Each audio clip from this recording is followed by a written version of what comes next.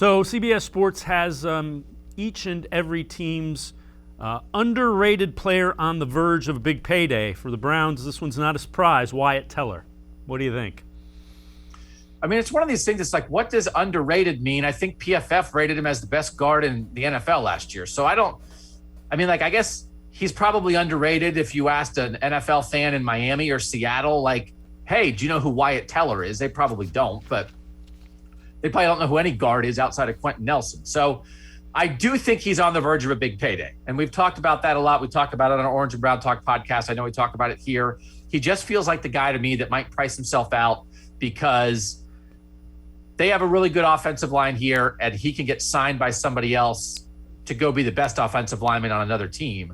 And I just don't know that you're going to have to find the spots. And we've talked about it, like they just have to develop Nick Harris or Drew Forbes or somebody, James Hudson as a guard or something.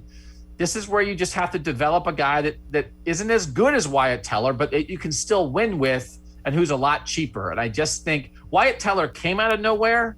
He was a bonus, whatever. He traded a 5th-round pick for him or for whatever it was. So it's like, it's all gravy. Everything he's given them has been bonus stuff. So not that necessarily should affect whether you pay him or not, but like, I think you just got to celebrate, man. Again, this is one of John Dorsey's best moves. You get some really 3 good years out of this guy, and then he's going to go make a boatload of money, but it's not going to make sense for the Browns to pay him.